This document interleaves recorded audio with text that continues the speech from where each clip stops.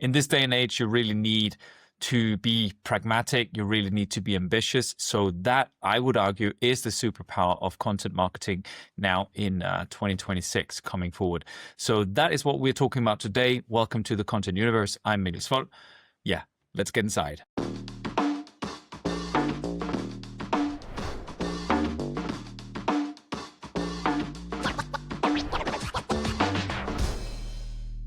So the big question that occurred to me today was, what is actually that one superpower that you need to really propel your content marketing and your content production forward today in 2026, being a engineering company, being a large B2B company? And I think, for me at least, there are two things coming to mind.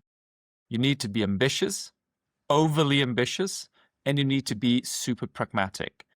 Let me just break those two down. So the ambition, I think, is about what you think you can achieve. You know what? Today I had a talk with one of my prospect leads, and they said, well, let's see how it goes. We want to see in half a year's time and see if we can manage to produce 3 to 4 articles for the blog. It was kind of a by sentence. It wasn't like the main thing that she was trying to tell, but it was something that just caught my ear, because I was like, in my head, what happened was 3 to 4 in 6 months. That I could do 3 to 4 today. What I mean by this is I really think a lot of B2Bs, when it comes to content production, and I know, trust me, I'm a big advocate of reusing the current content that you already have and producing less new content and repurposing the stuff that you do. But that said, you still need fresh food. You still need to have new stuff coming in. So for me, and what I see is that the lack of ambition in content production, that is really killing the whole purpose of trying to produce content in the first place. Then you should just not do it. Then you're better off spending your resources on direct product marketing or cold calling or something like that. I think my point being, what if your ambition, instead of it being, let's see if we can manage to have 12 articles a year, turn that ambition into 12 articles a month. Or turn that ambition into, what if we could have one blog post out every single day? The same goes exactly for the LinkedIn activity, especially again on B2B businesses. What I often hear is, we're aiming for a cadence of 1 to 2 posts per week. And I'm like, you're a globally selling international company, and your aim is what I would expect any company on LinkedIn to be. I mean, even posting twice a day, if you distribute globally, if your customer base is a global customer base, even distributing twice a day will still mean that at least 1 or 2 time zones, you're not distributing content in their in the best time frame where they are mostly available, right? On LinkedIn, that is. So if you're a global company, I would argue, and all the algorithm writers out there, you know, all those guys, they may disagree with me. I don't know. But I would say, if you want to cater to an international company or to an international customer base, an international audience, if you want to cater to them, well, you got to post out something within their perfect timing. So that means if that's across the globe, well, you have to hit perfect timing on 3 to 4 different time zones, which again means you need to post 3 to 4 times per day. So what if you had an ambition that said, all right, we want to post once a day. It's already up from, you know, if we're up from once a week, this is kind of insane, you know, to seven times your output. We want to post once a day. How can we do that? We want to do it. How do we do it? And here's where the pragmatics come in. So try and set your ambition really high.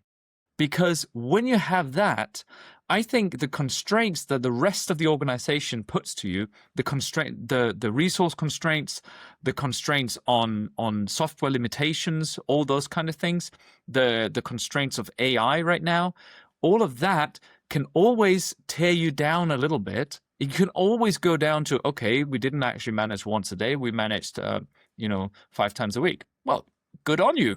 That's really well. That's really good. It's a lot more than most companies.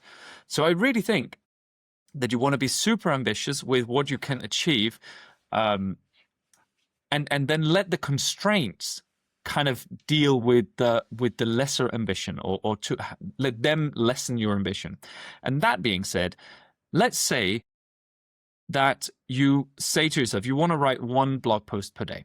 All right, what would it take? What would it take? So the constraint is time. That's the main thing. We don't have time in our daily calendar to do it once a day. So maybe we want to shorten the blog post. We may want to only write about something that we know a lot about, so we don't have to do research firsthand. Or maybe we want to have a weekly writing camp, or a monthly writing camp of, say, a week, or a little bit less than a week, if that's what your schedule allows. So let's say that, and then on that camp, you can maybe produce 5-10 pieces. Another constraint would definitely be quality. If you want to post once a day, you have to lower, and that being said, you don't have an entire organization, proofreading your stuff. If you want to post once a day, you want to really come down to a minimal quality procedure afterwards. Does it really matter whether you got that comma right? Does it really matter if all of your headings are all capitalized, or is it okay? Would the reader be okay with a typo? Would that be okay for the reader, you think? I think personally, because I'm all on that. I'm on mass producing more than I'm on nitty-gritty detail level, that kind of stuff, spending your time there. But that's also personal preference. So what I would then just say to you is, you really want to lower some of the expectations for what you can do. You want to streamline as much as possible. You want to, let's say you have a WordPress website. Many of you have, and I'm sure you can do this in plenty of the other ones, HubSpot, whatever they're called. But what I know is that I could actually write an email and then send it to my WordPress website, and then that email will then automatically be published as a blog post. I could set that up easily. It's a native feature in WordPress, and I'm sure it's a native feature in HubSpot as well, if you go that direction. So what I mean is that kind of lowers the expectations on what I can do, because I don't need to open up Word, create a new blog post, copy paste that blog post into WordPress, reformat the whole thing. I could just write an email, send it over, and then it will be pre-formatted already. So that is a really big hack. And I think that is where the ambition meets the pragmatism, because that is a pragmatic way of fulfilling that goal of having 1 blog post per day.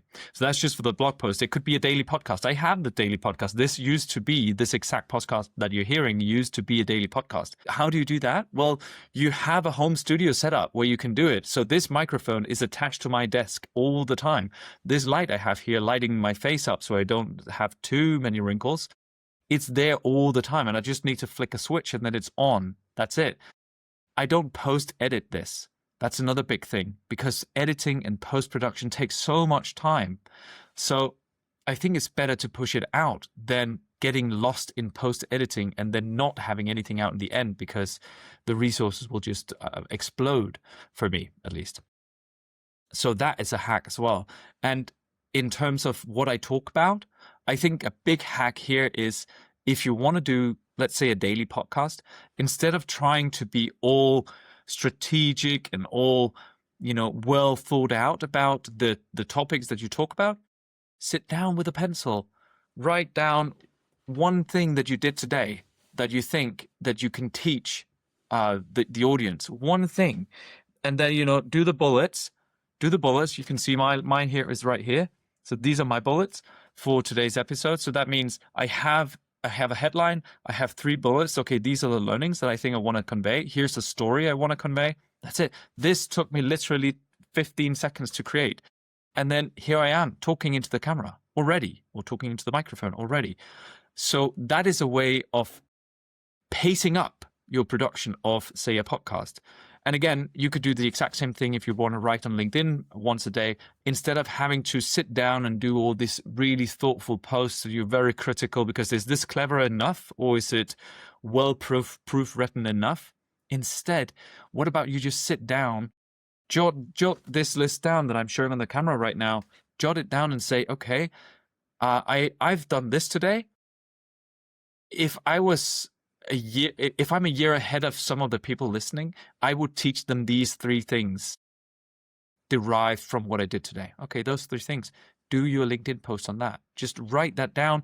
Don't proofread it. Just hit send right away. That is a way of being pragmatic against the ambitious goals.